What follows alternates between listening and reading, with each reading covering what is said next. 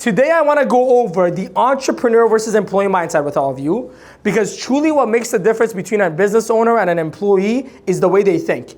And when I go over those mindsets, here's what I want you to understand. Entrepreneurial mindset is a mindset. If you're an employee with an entrepreneurial mindset, you'll be significantly more successful, you'll get promotions way faster, and you'll be very secure in your job because they don't want to fire someone as good as you. But just like how you could be an entrepreneurial mindseted person in an employee position, you can also be an employee mindseted person in an entrepreneurial position. Yes. And the majority of business owners that fail or never scale their business to the point where they wanted to, fail because they don't have the right entrepreneurial mindset. So I'm going to talk about that, because when you understand that, you'll see exactly what it's going to take to be a business owner, and you're going to see what qualities you already have, what qualities you need to develop. I'm also going to go over the cash flow quadrants, because there's 4 different ways we can earn income. As an employee, as a self-employed individual, as a business owner, as an investor. And I'm going to break down what each of them are and why I chose business owner and investor, and why I believe everyone should as well, but I'm going to go over it. Because for me, awareness is the key to change. If you don't know, then you can never change. Would you agree? Yes. But if you know what are your options, now you can make a decision. Do I want to be an employee? Do I want to be self-employed? Do I want to be business owner? Or do I want to be an investor? But if you've never learned this before, you never knew there was 4 different options, then how do you choose? And I'm also going to go over why I chose this business. Out of all the different businesses that I researched, out of all the different businesses that I attempted, why I chose this one, and why I'm so grateful that I did, because now it pays me $150,000 a month of passive income, and it's been paying me 7 figures since I was 27, 28 years old, and no other business could have done that. Are we good? Yeah. Awesome. So let's begin. Let's start with the 4 quadrants. So there's 4 different ways to earn income, as I just mentioned. You can be an employee, you can be self-employed, you could be a business owner or investor. The data out there says that 95% of people are either employees or self-employed, and 5% of the wealth in the world is distributed between these 2 career bases, either employees or self-employed individuals. There is employees like the CEO of Apple that get paid millions of dollars every year. Does that make sense? Because some of you are like 5% of the wealth, that's a lot. It's not really going to everyone, just so you know. It's not going to, your Genius Bar Apple employee. He's not taking that money in. The CEO of Apple is, who's also an employee. But 5% of the wealth is spread between there. Then they say 5% of individuals are either business owners or investors, and 95% of the wealth is distributed amongst them. So just based on that data, what side of the equation do you want to be on? Employee and self-employed, or business owner and investor? Okay, so everyone here is good at math, and I love that. Good job. Okay, because it's pretty clear to me that you want to be on the side where there's less people and way more money than the side where there's way more people, way more competition, but way less money. So let's talk about each of the quadrants. An employee. Who's an employee? An employee is an individual who works for any company, who trades time for money. Do we need employees? 100%. Are we super grateful that there's employees out there that dedicate their time and energy to make all these services work so we can enjoy our lives? 100%. But let's talk about what it looks like for the employee in terms of compensation. An employee trades time for money. So that means, depending on how much your hourly rate is, you trade 1 hour of your life for that hourly rate. Now, there's nothing wrong with trading your time for money. The biggest burden and issue of being an employee is that you're stuck in a pyramid. You're stuck in a pyramid. Let me explain to you what I mean. An employee is an individual who's in a corporate pyramid. The owner of that corporation makes the most money, correct? If that owner has hired a CEO to run the day-to-day of the company, that CEO is usually the second highest paid person in that corporate pyramid. Would you agree? Yes. Okay. Then there is, let's say, the district managers, then there's the managers, and then there's the employees, the everyday people that are running the stores or whatever it is. So if I was going to use Starbucks as an example, the Starbucks baristas are the employees at the bottom who generally are giving the most hours, but they're getting the least income. Would you agree? Yeah. Don't a lot of people call that a pyramid scheme, where the people at the bottom do the most, but they get the least, and the people at the top get the most, and then, isn't that what they call it? Yeah. Congratulations, you're in a pyramid scheme if you have a job. There's nothing wrong with it. You just got to know the truth. I just don't want you to, be unaware of it. Because here's another way that people define pyramid schemes. What do they say? They say that you can't make as much money as the guy at the top. So let's use Starbucks as an example. Can you make as much money as the owners of Starbucks? Impossible. How hard do you have to work as a barista to make as much money as the founders and owners of Starbucks? Never. You will never work. It's done. How do you become a manager at Starbucks? What's the game plan to become a manager? There is no game plan. If they like you, they promote you. If they don't like you, they don't promote you. You might be the hardest worker. You might be the best employee. If they don't like you as a manager, they won't hire you as a manager. If there's no position available, they won't hire you. How do you become a CEO? You go, I want to be the CEO of Starbucks. Do they give you a game plan on how to become a CEO of Starbucks? I worked at Starbucks when I was 17 for 2 months because I was terrible at being a barista. But guess what? When I got the job, they didn't give me a PDF that said, here's your game plan to become manager in 3 months. Here's your game plan to become CEO. I didn't get that game plan. Did any of you get it at your employment job? No. Because there is no game plan. It's based on someone else's opinion of you. And guess what most companies do when they want to hire a CEO? They go hire another CEO from another company because that person has experience. That person has results. They don't want to take a risk of promoting a barista from the bottom to the top. They don't want to invest the money in helping you get an MBA. They're going to go hire from the outside. So you might work 40 years for Starbucks. Give it everything you got. Be the best employee they've ever had. Dedicate your life to them. Sell all the cafe mochas in the world. And guess what? By the end of it, you might still be at the bottom of the pyramid and barely get anything but a pat on the back and maybe a pension that next to inflation is nothing. Again, nothing wrong with being an employee. If you're an employee, you should be proud of yourself, respect, thank you for doing what you do. But I want you to know what the compensation package has prepared for you so you can make a decision if that's where you want to stay, or maybe there's something else you want to look into. Then we have self-employed individuals. Who are self-employed individuals? Self-employed individuals are doctors, dentists, lawyers, realtors, actors and actresses. Your favorite actor is self-employed. Guess what? Your favorite athlete is self-employed. Cristiano Ronaldo is self-employed. Lionel Messi is self-employed. Why? Because if they don't show up to the work, do they get paid? Nope. So anyone that has to be there to make money is a self-employed individual. You could also consider small business owners as that. So somebody that owns a coffee shop that they have to be there every day is also self-employed. Somebody that owns a restaurant that has to be at the restaurant every day is also self-employed. If you have to be there for your business to operate successfully and to grow, you are either self-employed or a small business owner.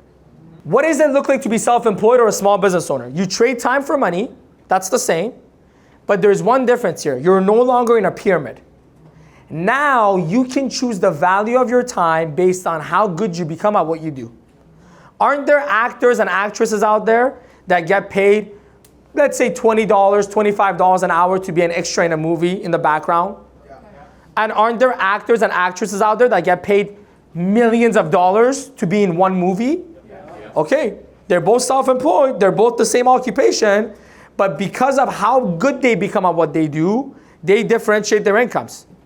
Aren't there lawyers out there that charge $150 an hour? Aren't there lawyers out there that charge $3,000 an hour? Yes. Okay.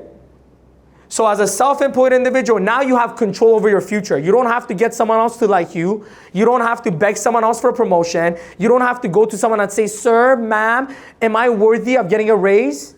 No. Now you just become better and better at what you do until the marketplace, your clientele give you the raise because you're so good at what you do.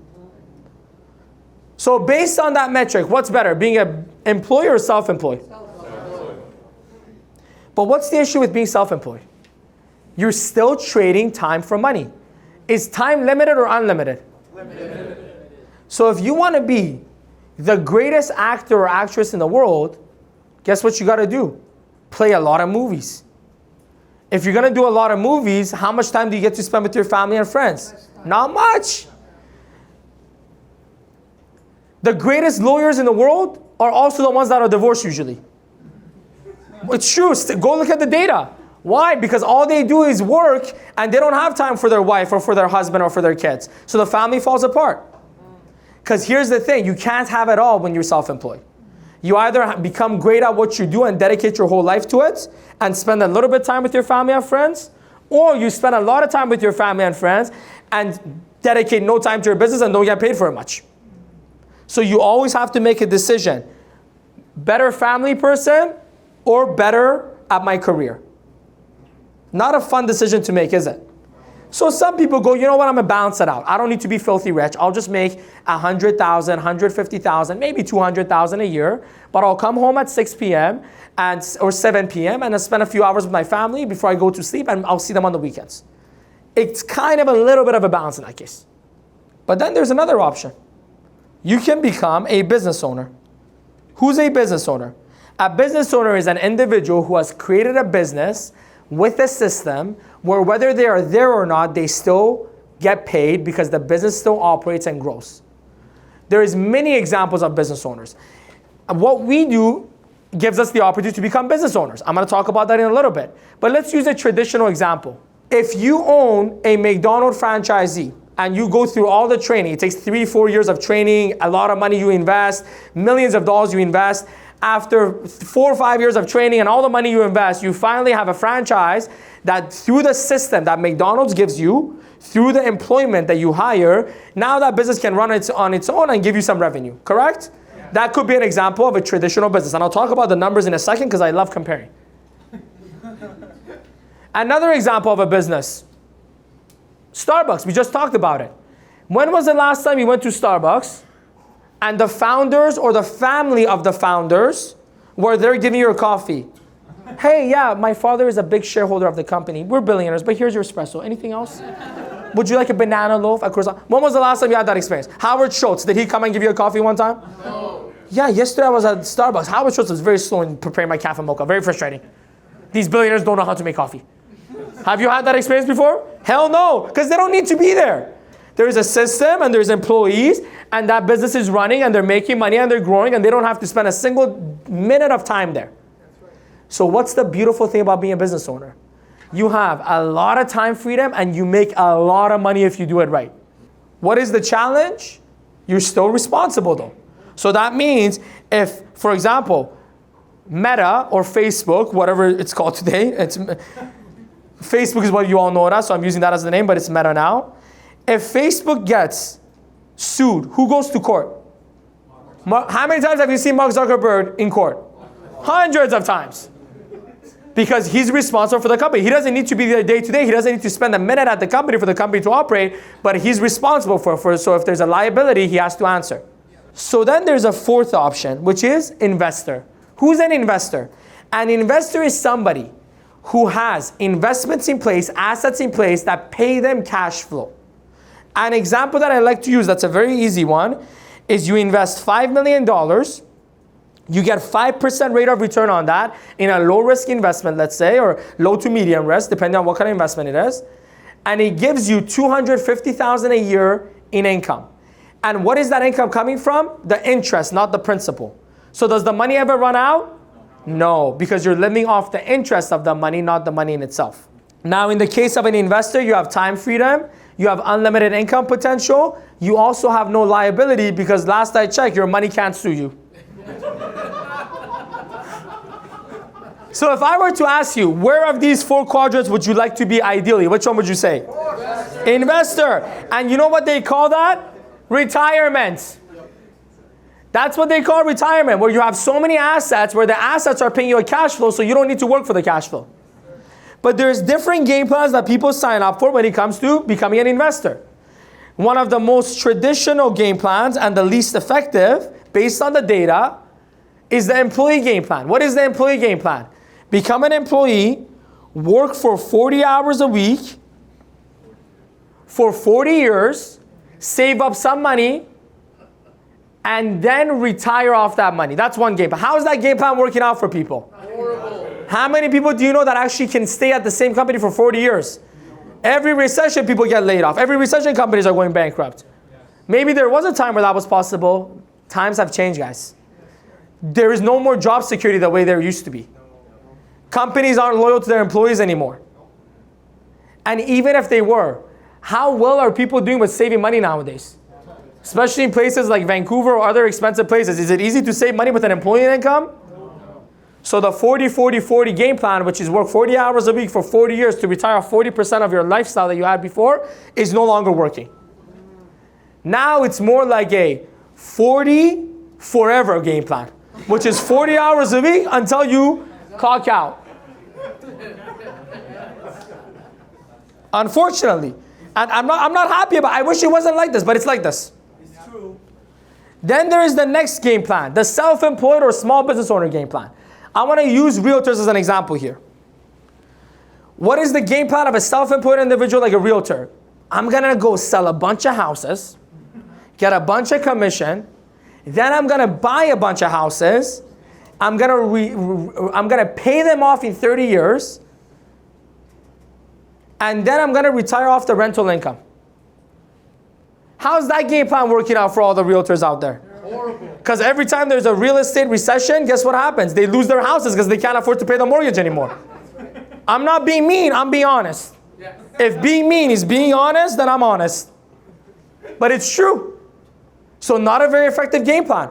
Or the traditional financial planner's game plan. I'm going to go sell great products, great services, and I'm going to take the commission and invest it into it. Now that game plan has been working out a lot better because you don't have a mortgage that's going to be at risk in a recession. And it's a recession-proof type of business. But still, not the best game plan if you still have to wait 30, 40 years for it. Here's what I realized at a young age. And I'm sure all of you have realized this too, but I want to bring it out front by talking about it. I realized that no matter what we do, we got to work our freaking butt off. Yes. You know when I realized this? When I was 17 and I worked at Starbucks. To this day, I've done nothing that is as hard as being a barista at Starbucks. This business is a piece of cake compared to that. Try waking up at 4:45 a.m., going somewhere you hate, making coffee for people that are angry anyways. That's why they came. You know why they came to get coffee? They're not in a good mood. They're not fired up. They want your coffee to fire them up. And then you go home smelling like coffee. And you do that for like 8-9 hours a day. Horrifying. I have nightmares about working at Starbucks this day. And I only worked there for 2 months. And I wake up and I go, would you like a croissant with that? And I just, and I'm like, oh, thank God I have passive income. I got out of that. Now, if you're listening and you love working at Starbucks, respect, good for you. But I hated it. And I thought of something during that time. I said, look, I got to work my butt off anyways. I got to dedicate time away from my family anyways. Why don't I do it somewhere where there is a reward at the end that's actually worth it? Yeah.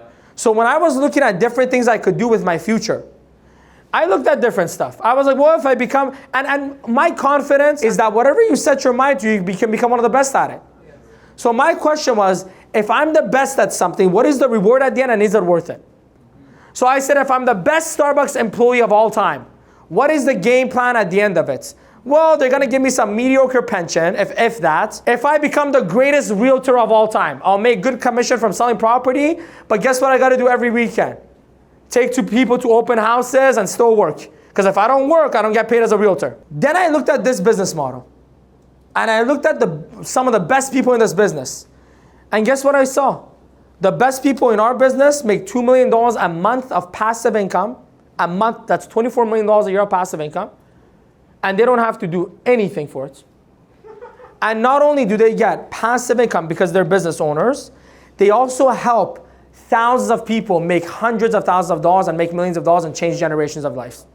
Do you understand how powerful that is? As a professional in this industry, as a successful business owner in our industry, I'm going to help hundreds of people make millions and hundreds of thousands of dollars and help thousands and hundreds of thousands of people invest their money more effectively, protect themselves against the unexpected, and most importantly, become financially educated. Because the number one reason for divorce is financial stress. Number one reason for illness is financial stress. And if I can educate individuals and bring other people on board, then we're going to make the world a much better place, irrespective of the compensation. And to me, that was a game changer. So when I looked at our business model, here's what I saw. I start off self-employed just like everyone else does, because any business owner started off as self-employed. But guess what? With a proven system and with amazing mentorship, I can eventually, sooner or later, depending on how much I'm willing to work for it and how coachable I am, I can become a business owner. I started in 2018 at 23. Within 4 years, I was earning $1 million a year of passive income. Think about that. Hold on. Does everyone do it in 4 years? Hell no. It takes most people way longer than that. But why did I do it quicker? I had amazing mentorship. I had access to great systems. I was coachable and I was willing to put in the work to make it happen. Is everyone going to have the same results? No. But does it matter? No. If it takes you 15 years to make $1 million a year of passive income, is it still worth it? Yes. Even if you make $100,000 a year of passive income, is it still worth it? Hell yeah. I know people in our business who literally just from building an amazing client base make $50,000 to $100,000 a year of passive income, and they're loving life. They're stay-at-home dads, spending time with their family. You don't have to be a millionaire. We're not asking. We're asking you to come into something that's going to teach you amazing things about how to manage your finances.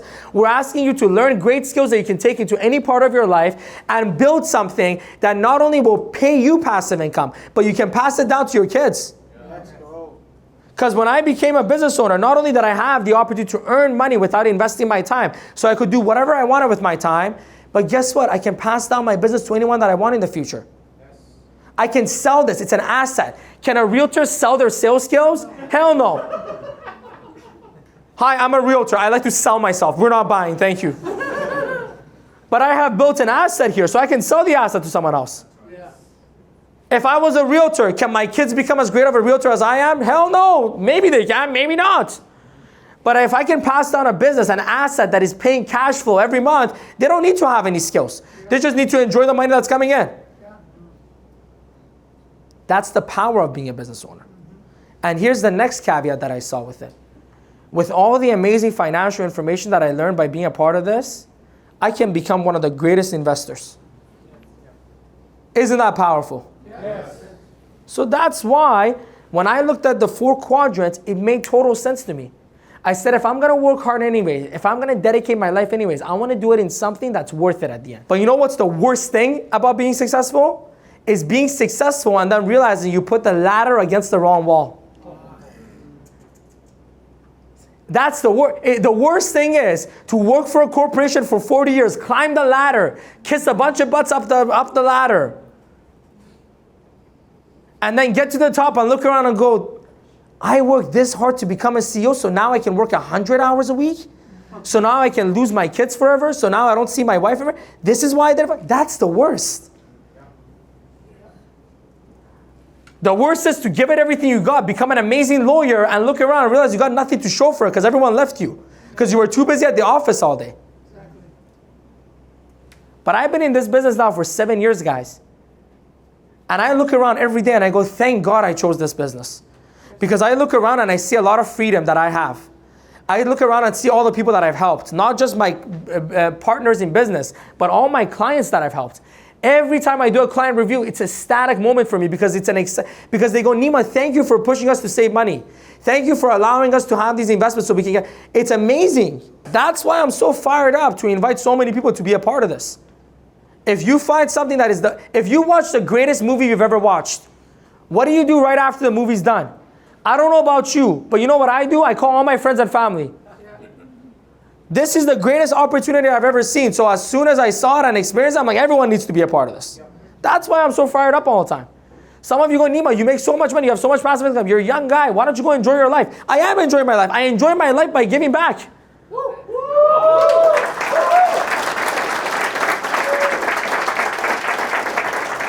Because when I was coming up, I wish that I had someone like me to teach me. And thank God I met someone like Dave who could teach me. So for me, when I got here, I said, I'm not going to just go here and enjoy it and be on a beach somewhere all day, every day. I want to be here and give back to others. I want to give others what I have. Because as a human being, at least for me, I'll say me as well, because I've gone on a lot of trips and I've enjoyed a lot of beautiful beaches around the world and everything. And you know what I realized very quickly? The beach gets boring very quick for me. The ocean gets boring very quick for me. But you know what never gets boring? Helping others and growing as a person. And that's why you see so many highly successful people that are still working, that are still doing philanthropy and all this stuff. Because as human beings, you're designed to grow and contribute. In this business, you can be self-employed, you can be a business owner, and eventually with what you learn, you can become an investor. So let me show you what that looks like. Let's say you're someone that goes, Nima, I like everything you're saying. I like helping people with the financial products and services, but I don't want to have a team. I want to just do it I want to be self-employed. I love being self-employed and working for myself for the rest of my life and not having anyone else and not having any passive income. And I love the fact to work 14 hours a day for the rest of my life. Okay, let's say you want that. You can do that here. You can have no team and still make significant amount of income. I just wanted to show this as an example. Let's say you wanted to make $250,000 a year. Why am I using that number? Because to be in the top 1% of Canadian income earners, you need to make over $250K a year. So that's pretty good, yes? Yes. Okay.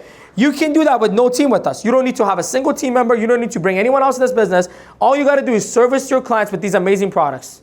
By the way, can you have one client and make $250,000 from it? 100%. Have you guys seen that? Yes, I have too. But if we were going to say, let's say you're helping everyday people. If you have 12 clients every month of everyday people, that will generate you enough income to pay you over $250,000 a year on an MD contract even. By the way, this isn't including the bonuses. If you can include the bonuses, it's a lot more than that. It's a lot more than that if you include the bonuses. If you were an SMD, again, not including the bonuses, 9 clients a month would get you there. Including bonuses is a lot more than that. But I love having a team because it's boring to do things by yourself. I love having a team because I want other people to have what I have. I love having a team because there's so many people that need these services and products and I can't get to them all by myself. So what if you're someone that goes, I want to do a little bit of both. I want to have passive income from a team, but I also want to have my own clients. You can do that too. As an example, if you have 20 licensed agents and you see 6 clients a month yourself, you're going to still make $250K a year. You'll make about $120, $130K from the 20 licensed agents on average, and you'll make about $130,000, $140,000 from those 6 clients on average.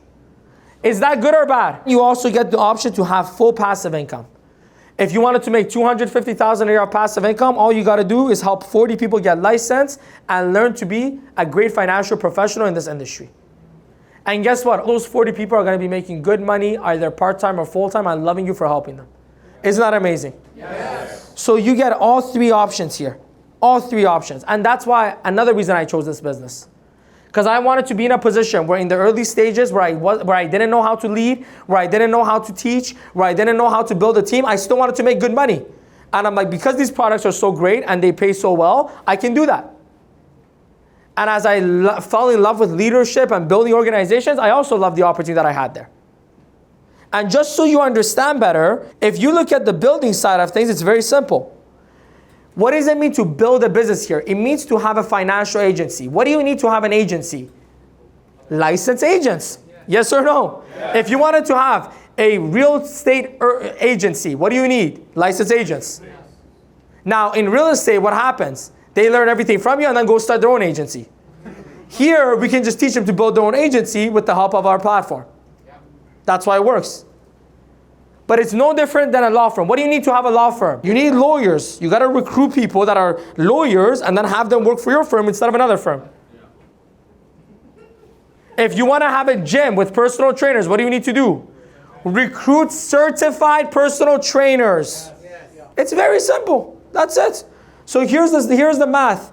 With our organization, you're looking at the best organization. We got the best system and the best leadership. On average, a licensed agent in our organization does 30,000 points per year. That means they bring $30,000 of commission per year into the platform. Do you know the average advisor in the marketplace, just in any other company, brings in about $5,000 a year? But the average advisor in our team does 6 times more than that. Why? Because we have a significantly better system and we have significantly better leadership and we have better solutions. Give yourself a round of applause.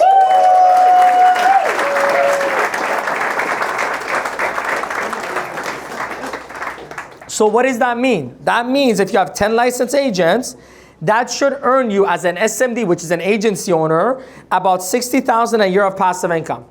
Is $60,000 a year of passive income pretty good? Yes. It's $5,000 a month of passive income. That's amazing. If you have 20 licensed agents, it's $120,000 a year. If you have 40 licensed agents, it's $200,000, and so on and so forth. Very simple stuff. And here's the best part. You're a part of an organization with a system and leadership that teaches you exactly how to do it. Is it okay if I compare this a little bit with traditional businesses? Yes. Because some people go, yeah, Nima, this sounds good, but what about this business? What about... I've attempted so many businesses. I've researched. I come from a family where my dad is a successful entrepreneur. So I've been around business owners my whole life. And trust me, I've gone through the data. Trust me, I've looked into stuff. If you know me personally, you know I'm an obsessive person. And when I got obsessed with being successful and being in business, I went and looked at everything. And I wanted to do some comparisons for you to show you why I chose this versus anything else. Why this logically, look, I'm a logical person. If you're not a logical person, you and I might not connect very well. But I'm a logical person and I look at things logically. To me, 1 + 1 = 2. A lot of people out there, 1 + 1 = 85. I don't know, they have, God bless them. You know, something is, I don't know what's going on there. But for me, logic is logic. So I want to just go over logic. Is that okay with you? Yeah. So let's look at it together. Let's compare traditional business to our business very quickly. Traditional business ownership requires significant financial investment and risk before making any money. That means if you want to start any traditional business, restaurant, coffee shop, you want to buy a McDonald's franchise, you want to do whatever, you got to invest millions of dollars usually. In fact, I got the data for you guys because I'm a data guy. I like to talk facts. If you want to own a McDonald's, guess what? The franchise fee is $45,000. That's their application fee. The initial investment is between $1.4 million to $2.6 million. To own a McDonald's, to give people cancer, just to get in business. You say, well, where do you get the money? Good question. It's either your money that you worked hard to save, or you find investors, so you get a bunch of investors together and pool the money together, or you go to the bank, which is probably going to say no to you. Because why the hell would bank loan you money? Because that's an example where there is some sort of system behind it and there is some teaching behind it that is going to be, that's why people buy the franchisee. But if you were to open up your own traditional restaurant or coffee shop, you think you got that mentorship? You think you got that experience? What about our business? Requires very little financial investment. Here's what it requires. An AMA fee, which is $150. What was McDonald's AMA fee? $45,000. And by the way, if you go through their McDonald's University, that's what they call it, and you don't pass or you don't qualify, they don't give you back your $45,000. And let's say you put it all together, it ends up being anywhere between $700 to $1,000. To become a personal trainer, how much does it cost to become a personal trainer? $2,000 to become a personal trainer so you can watch people sweat in front of you and touch them. To become a realtor, it costs thousands and thousands of dollars. I know people who go, I can't save money. It costs a lot of money to do anything that is self-employed or business. This is nothing compared to that. Here's the next thing that's important. Traditional business ownership requires full-time effort from the beginning. So that means if you want to start a coffee shop, if you want to start a restaurant, if you want to start a traditional business, and you're investing your money or you're investing investors' money. By the way, you know who the investors usually are? Your friends and family, who are probably going to say no anyways. Who probably don't even have money, most likely, when you look at the average person. But you think you're going to take all that money and invest it, and you're going to just do it part-time? You're going to be there 14 hours a day from day one. And there is no guarantee it's going to become successful. But you know what I love about our business, guys? We have people that are full-time nurses. By the way, is there anything harder than being a nurse? I don't think there's much that's harder than being a nurse. The amount of physical energy that it requires, the amount of emotional energy that it requires. They're full-time nurses. On a part-time basis, they make 6 figures with us. Did you understand what I just said? I'm going to say it louder. They're full-time nurses. That means taxing on the body, taxing on the mind. And they're able to make 6 figures with us part-time.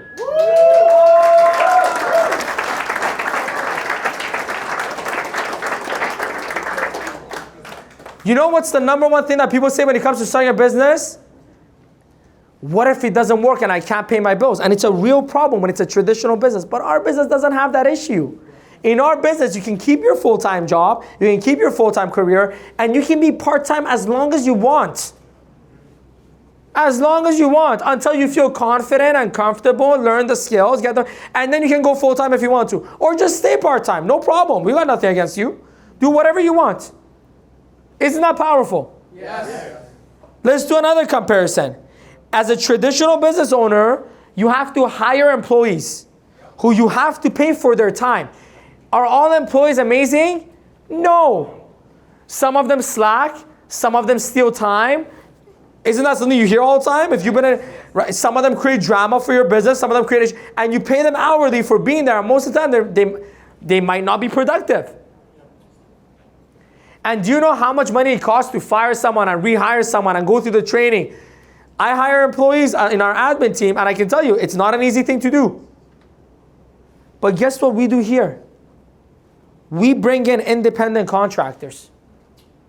If tomorrow, let's say Dave decides to retire and go live in a beautiful country and never come back, am I going to change my business in any way? Hell no, because it's my business. If I leave and decide to go retire on a beach forever, is Vic going to stop his business? No, because it's his business. All of you are independent contractors here building your own business. I don't need to motivate you for your own business. It's your business. But for my employees, what motivates my employees to do what they do? Just to get a paycheck. That's it. Yes. They're not bought in. They're not invested. They're not building a dream. They're going to work just hard enough so they don't get fired and stay just long enough so that they can keep getting paid. But when you're an independent contractor that's building your own business, you're doing it for you and your family. You're getting all the benefits. If you work your butt off and build something crazy here, you get to benefit from that. And if you do nothing and waste your time every day, doesn't cost me anything. You're an independent contractor. It's your time. You want to do whatever you want with it. Go on Instagram all day. Scroll. Isn't that powerful? Yes. Man, I'm so fired up about this. That's why I get excited. By the way, you know what else I love about this comparison that I'm doing right now? A traditional business owner can't even tell their employees how much money they make. Let me tell you why. You own a coffee shop. You hire some people to work at your coffee shop. You go, bro, guess what? I made $50K last month. And the guy's like, you're not even here, dude. What do you mean? And they go, this is not that hard. I make the coffee here. I wash the dishes. I manage this. Why don't I just go start my own coffee shop? Then they call a few uncles, a few friends, go get something. Hey guys, I know exactly how to run a coffee shop. I learned everything from this guy. Let's go compete. Let's go get another coffee shop across the street. We'll take him out of business. We can buy it for 50% off. We'll destroy. Boom, and your employee goes. Most business owners are afraid of their employees because they're afraid if their employees knew how good their business was, they'll go copy everything because they know everything. Do you understand that? I don't think you guys know. I grew up around business owners all my life. I go, hey, can you please make more money than me faster? Come on. I'll teach you everything. I'll help you. I'll come and build your business for you just so you make more money than me. I literally build people's businesses for them just so they make more money than me. Where else do you find that? Why am I here tonight? To help you make more money than me in my business.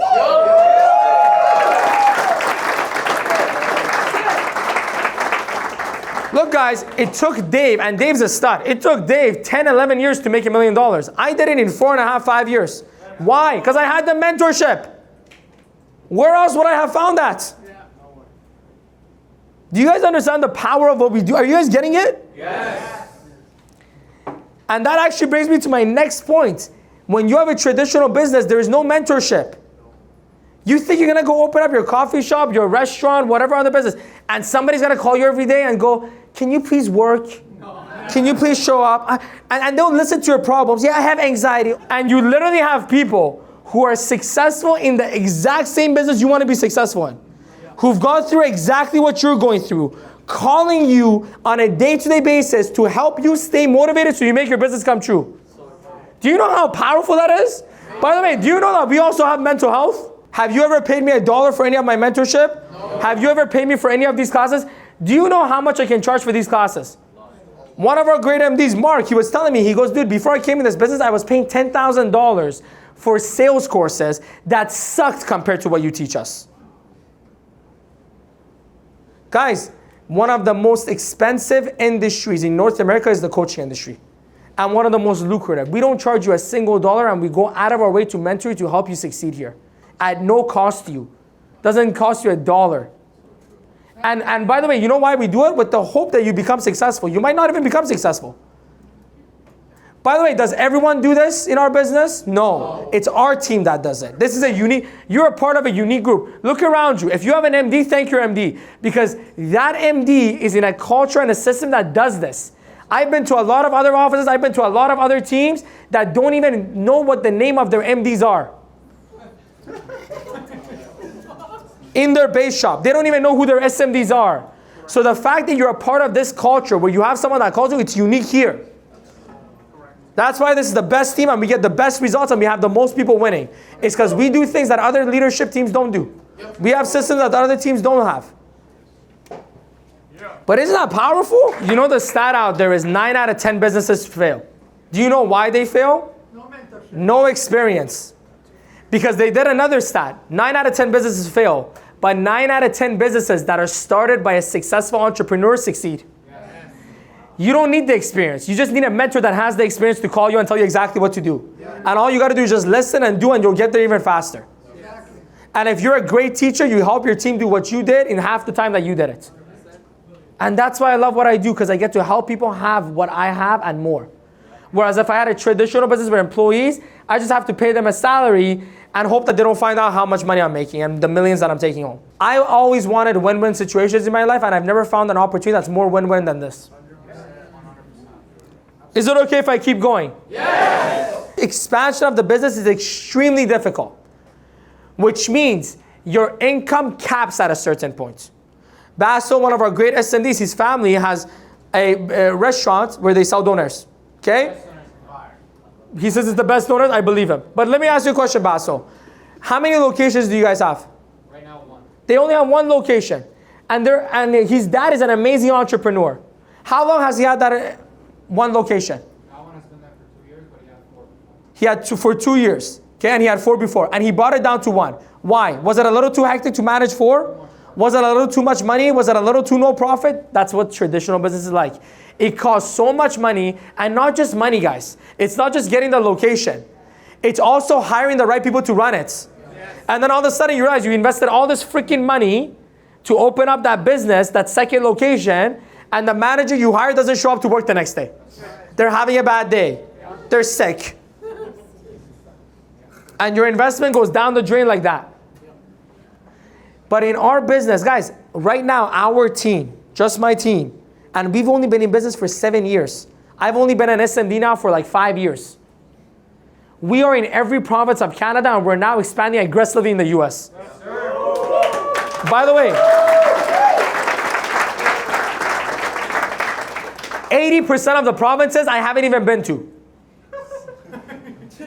80% of the provinces I haven't even been to. I haven't been to Saskatchewan. We got amazing MDs in Saskatchewan. I heard it's nice. I've never been there. How amazing is that? Where I can expand my business at no cost, and I don't even have to go there. I just need a Wi-Fi connection and see that person one time over Zoom. And I've expanded my business there. All of you who you want to have a business in Ontario, that's fine. Go find an agent in Ontario on Zoom. Go online, find the agent, get on Zoom, bring them on board, and you can train them on Zoom for the rest of your life. No problem. Wow. You guys know one of our biggest parts of our team is in Ontario. Yep. I've gone to Ontario like 3 times in my life. And it's some of my most revenue comes from Ontario. And you know how I connect with them? It's called a phone call. It's called a Zoom call. Beautiful. I haven't invested $1 in Ontario, but it's making me so much money. Same with so many other locations. Montreal. Right now, Quebec is on fire. Okay. You understand? I wish you understand how powerful this is, just me explaining it. If you wanted to have multiple McDonald's franchises, each one is going to cost you like $2 million. Minimum, if they sell it to you. And by the way, they can take it away from you anytime they want. Here's the next thing you want to understand when it comes to this. When you have a traditional business, you have to be in the business all the time. All the time. Because guess what? It's hard to find people you trust to run the business. One of the hard parts about being a traditional business owner is that it's hard to find the right people to run your business. My dad owns a very successful currency exchange business. Do you know how hard it is for him to expand that business? Next to impossible. Not only because of all the regulations, but also because it's hard to find someone that you trust that can be around hundreds of thousands of dollars of money all the time. Do you understand what I mean? Here's another very important one. And some of you understand this now. We're in a recession-proof business. Almost all other businesses are insanely affected by the economy. Tariffs happen, a bunch of business owners are panicking. Interest rates go up, realtors and a bunch of real estate businesses are panicking. Almost all businesses out there are affected by politics, are affected by the economy, and affected by multiple things that are out of their control. I've been now in this business for 7 years. And guess what? In that last 7 years, we've had multiple recessions, we've had multiple bear markets, all of it. My business has averaged grown 40% a year every single year. We've never had a negative year in my business, never. We've never even had a stagnant year in my business. It's every year we've been growing like crazy because it's a recession-proof business. Let me explain to you, again, I'm a facts guy. Let me explain to you factually why it's a recession-proof business. When interest rates go up and the economy goes down, what do people need? People are losing their jobs at that point. People are tight when it comes to money. What do people need? An opportunity to make more income. What do we give them? An opportunity to make more? Do people still need insurance? Yes. What's the worst that could happen if you already are in debt and in a bad financial situation? God forbid something happens to you and you get into a worse situation. So insurance is still a must. Yes. Do they need someone to help them manage their money now that it's tighter? Yes. And when the economy is good, when people are making money, when businesses are thriving, what do people have in their hands? Money. What do they need to do with it? Invest. Who do they come to invest? Oh my God, it's so easy.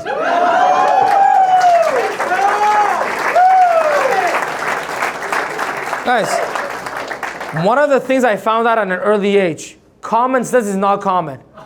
And as soon as you understand that, you realize how little competition you have out there. Facts and logic.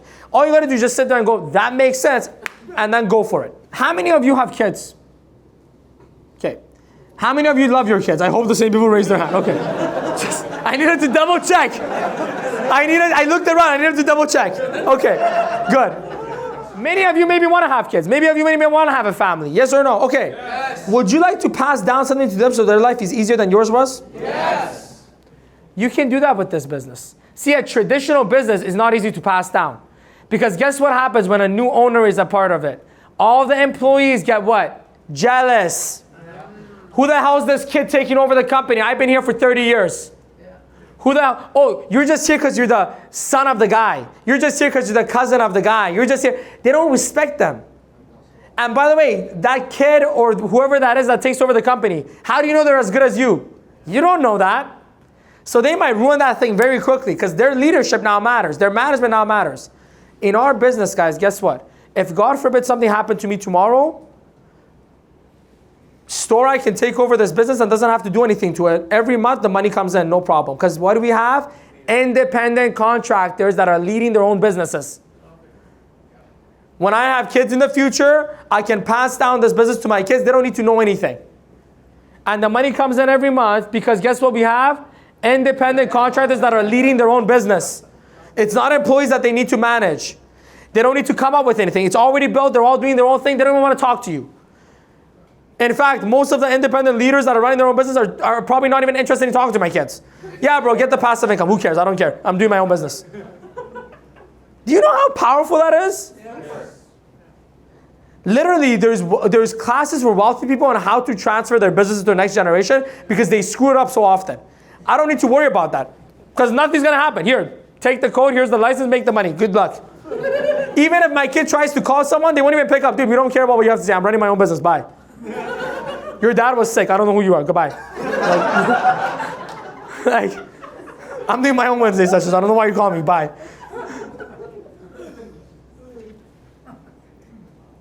Last but not least, when you start a traditional business, if it's not a franchise, guess what? Your product's not proven. You think your donors are awesome. We don't know until the market eats it. Right? You think that you got the best coffee recipe, you're going to take out Starbucks. We don't know until someone drinks your coffee. Yeah. You think you got the best new tech or the best new whatever gadget is out there. We don't know until the market tests it out. By the way, how quickly does a competitor go, I can do it better, and then competes with you? Rapid. Whereas in this business, guys, our products and services are what? Investment products, insurance products. How long have these products been around for? Hundreds of years. Is it our own products? No, we're representing the top financial institutions that have been around for hundreds of years. Do they need someone who can service them properly? Yes. All you got to do is take a proven product that everyone needs and just offer it to them. Done. I mean, it really doesn't get easier than this. I know people out there that sell water. I'm like, dude, why are you selling it? It's in my tap. Like, no, buy mine so I get commission. I'm like, I don't want to buy your water. I got it in the tap, bro. I can't even get it in the ocean. A mutual fund by Fidelity Investments, they're already going to get it. Why not get it through you so you can service them better? A life insurance product from Equitable or IA or Ivari or one of Manulife or another great company that we work with, they're already going to get it. Why not get it through you? Do you see how common sense is so common? This is what else am I going to do that's even close to this? Are we good? Yes. Okay. And then there's some people out there that go, okay, Nima, I get it. This is great. But what about the mindset? What mindset do I need to be successful in business, period? Then we say we're going to go over that? Yeah. So let's go over that. Who wants to hear about the mindset required to actually be successful in any business? And by the way, I said it in the beginning, I'll say it again. If you have an entrepreneurial mindset, even as an employee, you'll be significantly more successful. But if you have an employee mindset and you're an entrepreneur, you're going to get hurt. So I want to go over this so you guys can see what you need to develop or give yourself a pat on the back for what you've already developed. So let's go right into it. An entrepreneur has a mindset of delayed gratification. An employee has a mindset of instant gratification. Meaning, employees want it right now. Entrepreneurs are patient to get it much later. I used this example before, I use it again. Do you know how these tech billionaires become tech billionaires? They start a tech company, okay? They don't know if it's gonna work or not. They don't know if people are gonna like it or not. They invest hundreds of thousands and millions of dollars of money into it, usually from investors. Then guess what they do? For 5 to 10 years, they're working their butt off, and every dollar they make, what do they do with the dollar? They put it right back in the business. Why? Because they go, we gotta keep putting the money back in the business, and we gotta take a little bit just so we can survive, so that we can build a business that eventually can be bought out by a bigger tech company. So then they go, build this business, do all those for 10 years, they give it everything they got. They live on crumbs until Meta or Alphabet or another one of these big freaking whales can come and buy it from them for $50 million, $100 million, and they can be financially free. What do you need for that? Delay gratification.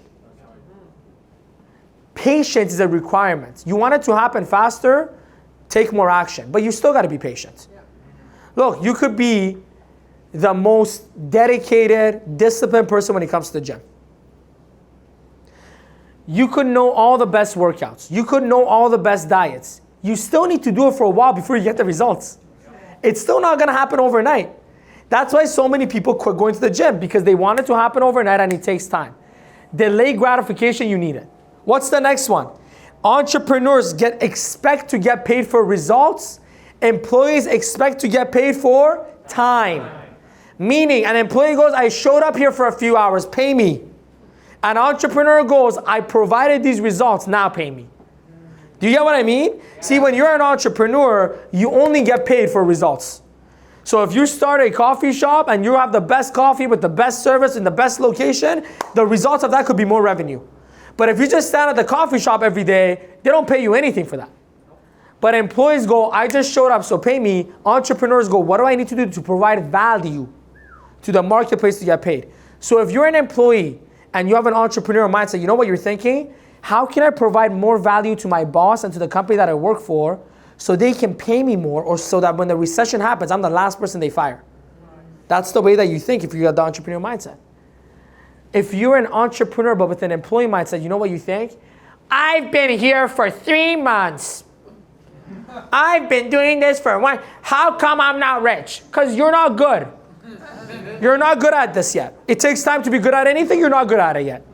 Keep coming to classes. Keep taking action, learning. When you're good, the marketplace will reward you. Very simple. Here's another one. When you got an entrepreneurial mindset, you invest a lot of money before you earn anything. If a doctor has an entrepreneurial mindset, they will become a doctor. If they have an employee mindset, they can't. You know why? Because what do you need to do to become doctor?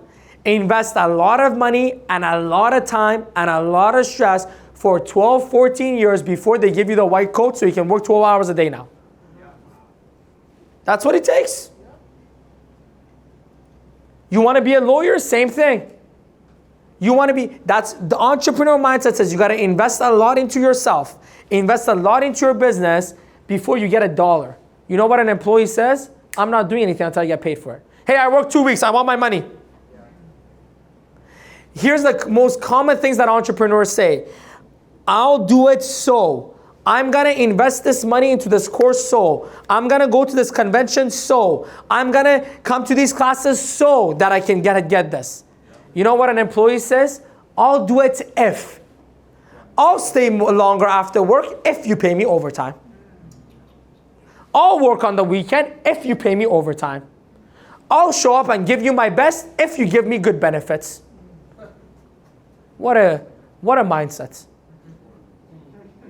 Don't those people get fired very quickly? Yes. Don't those people get the least raises? Yes. And by the way, there's a lot of entrepreneurs with an employee mindset. I'll invest into my team if, and then they have no team. I'll go learn this thing. It's not gonna work. So you gotta change your mindset to I'll do it so instead of I'll do it if. Here's the next one. Entrepreneurs look for solutions and reasons. Employees look for problems and excuses. Not my fault. It wasn't my fault. John did it. My boss didn't tell me. My supervisor didn't tell me. My manager didn't tell me. Problems, excuses. Problem. The office is not nice. The office is dirty. Why don't you clean it? Not my job. That's what an employee-minded person says. Again, you can be an employee in an entrepreneur position. You come to the office, let's say, just as an example. Let's use here as an example. And let's say someone's not downstairs. Why can't you run up and go, hey guys, so no one's downstairs. Can I go downstairs and help? That's what an entrepreneur does. An employee just complains. An entrepreneur comes in and goes, there's not enough chairs for everyone. So I'm going to go get the chairs. I'm going to go find a way to clear up some more space. An employee goes, there's not enough chairs here. How unorganized. Come on, help me. See, when you have an entrepreneur mindset in an employment position, they don't fire you and they keep giving you raises because you keep solving problems for them.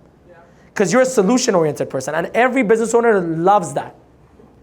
So ask the question, are you solution-oriented and reason finder, or are you a problem finder and an excuse maker? Nothing wrong with it. We all have to develop this stuff at some point. I want you to be aware so you know what you need to develop. Here's the next one. Entrepreneurs are resourceful. Employees look to be given resources. No one teaches me. No one shows me. Whereas entrepreneurs are resourceful. Guess what, guys? When I came into this organization, there was a lot of things missing when it came to building systems. I created it for our team. Why is our team one of the fastest, if not the fastest growing team in the company? Because we have so many systems. Who came up with the systems? Dave came up with the financial systems that we benefit from. But when it comes to the building system, the recruiting system, the helping someone get trained system, I built it. And with the help of our leaders, with the help of our admin, I kept making it better and making it better and making it, and we still make it better. But because I'm resourceful, I didn't look for resources. The first thing that I did when I got into this business, I went to the bookstore and I went on YouTube. Because the videos were not available for me to go watch and learn from. Now you guys come in and you get so many videos with so much education. So much training. Some people complain there's too much training. I wish there was even one training before. But again, I'm resourceful. I'm not looking for resources. So as an entrepreneur, I created the resources so my team can benefit from. Here's the next one. An entrepreneur knows how to push and motivate themselves. An employee is looking for someone to motivate them. Hey guys, boss isn't here.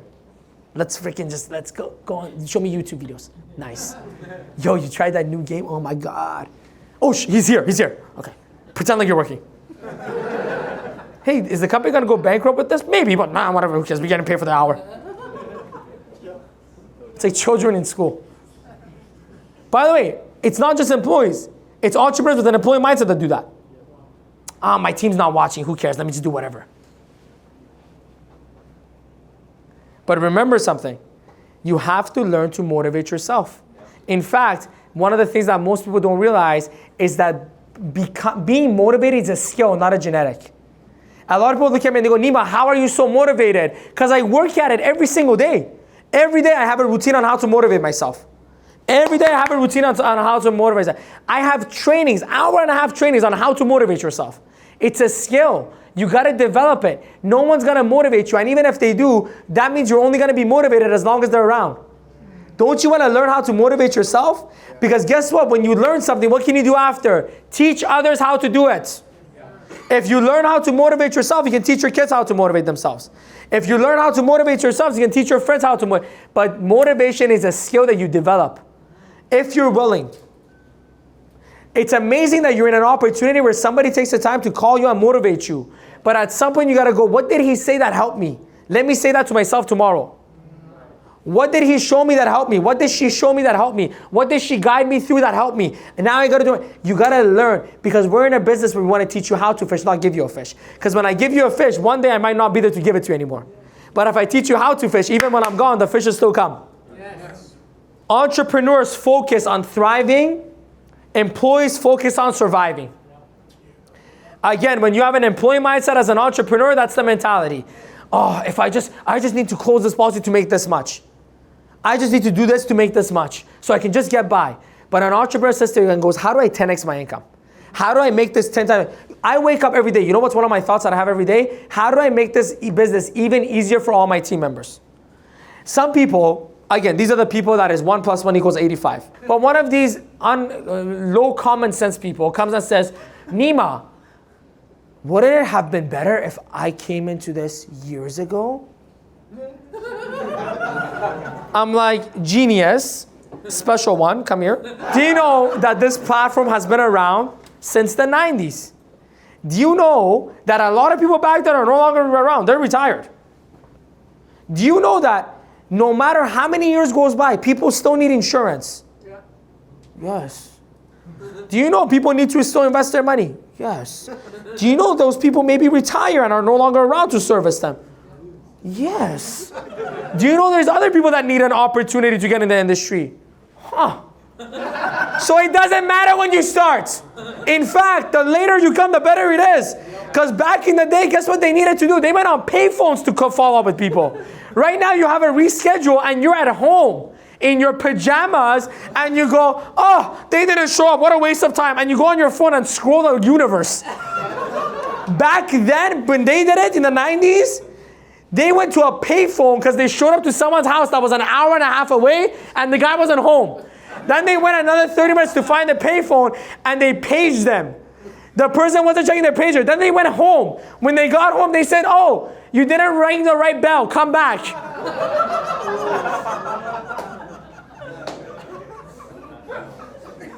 You wanted to start back then?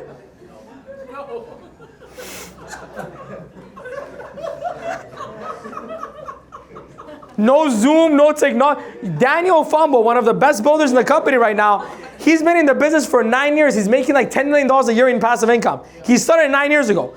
And there's going to be people that are starting this year that are going to make that much money in 5 years from now. The opportunity keeps getting easier and better, not because the products are getting way better. The technology is getting way better. The leadership that paved the way when there was just payphones is now teaching you how to do it way better. Do you guys understand? Please somebody say that you understand. Vegas, when you started, did the office look like this? No. Did we have these systems? No. Guys, you want to start later, not earlier. Because the later you start, the better things get. I wake up every day and Dave wakes up every day. And you know what we're thinking? How do we make this business easier and better and more profitable for our agents? Yes, sir. So it just keeps getting better. Yes. I wish I was 23 10 years from now so I could start this thing 10 years from now. Because it's going to be so much better then than it is even now. Oh, I got fired up.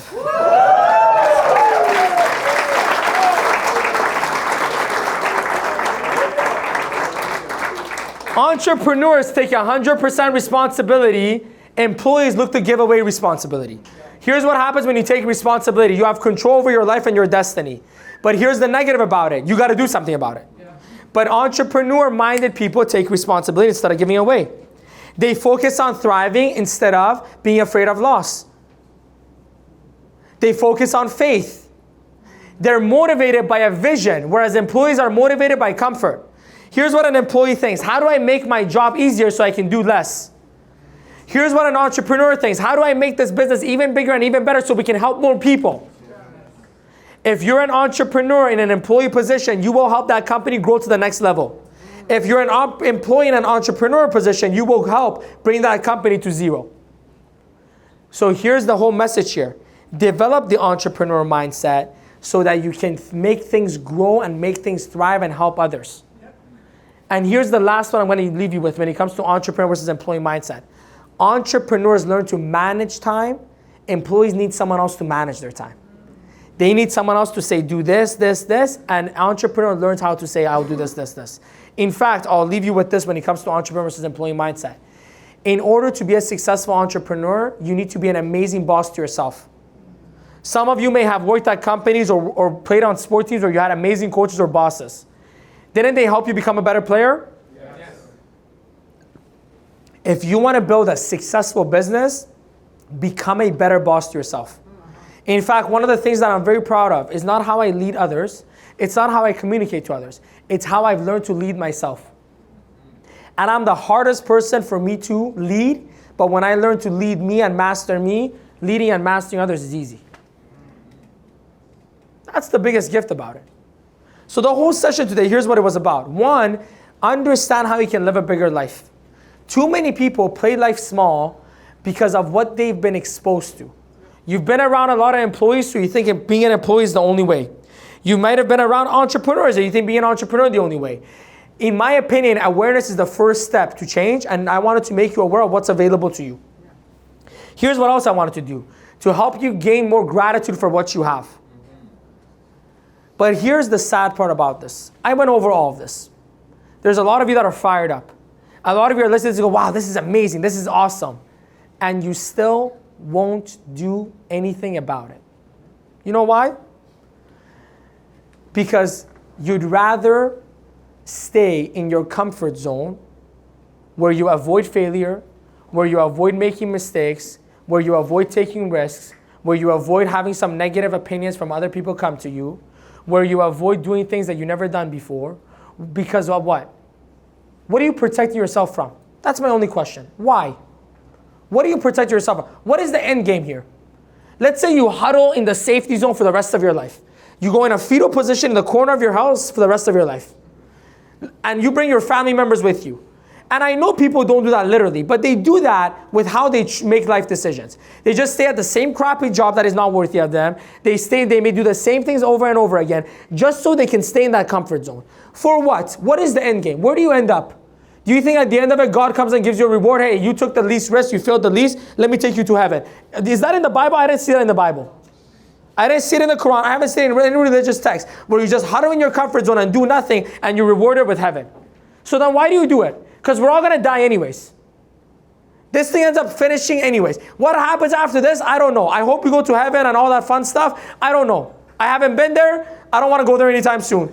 But I hope it ends up being good when we do go. But that, at the end of the day, we all die. And you think when you're on your last breath, you're going to be worried about the failures? You think you're going to sit there and be like, oh, but Tom said this about me. What if John doesn't like me? You think that's what you're worried about? You know, they did a study. The number one regrets that people have on their deathbed, the number one regret is that they care too much about what other people thought. You know why you're afraid of failure? You know why you're afraid of rejection? You know why you're a perfectionist? It's because you care about what others think. You know how I know? You had no problem failing as a baby. You had no problem looking stupid as a kid. You had no insecurities as a 5-year-old. Did you have were you like, oh my God, how do I look as a 5-year-old? Or were you just running around with diapers? So you had it in you to not care. You had it in you to live to your true self. What happened? What happened along the way? What, some people came and said some stuff that hurt your feelings? You became afraid? Here's the reality of it. All of us are still running our lives with our primal brains. We're still running our lives with brains that were created millions of years ago. And back then, you lived in a tribe of 5 people, and if you offended one of them, you might be out and then get eaten by a tiger. Have you seen a tiger today? On your way to the office, was there a lion that was going to eat you? If your friends abandon you and everyone unfollows you, do you die immediately? No. The world has changed. Why haven't you?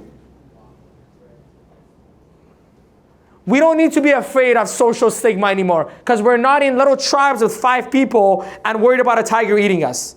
Thank God for great leaders. Thank God for evolution. Thank God for amazing blessings from God that we have all the amazing things that we have now, that we're not dependent on 5 people in a freaking village. But we still play life as if that's the case. And all I'm asking, I don't care if you do our business or any other, I don't care what you do. All I'm asking you to is to live your life based on what you're meant to live it, not based on what someone else is gonna approve of. And as long as you do that, trust me, I don't care if you're rich or poor, you'll be free and you'll be happy. Thank you everyone, have a good night, bye-bye.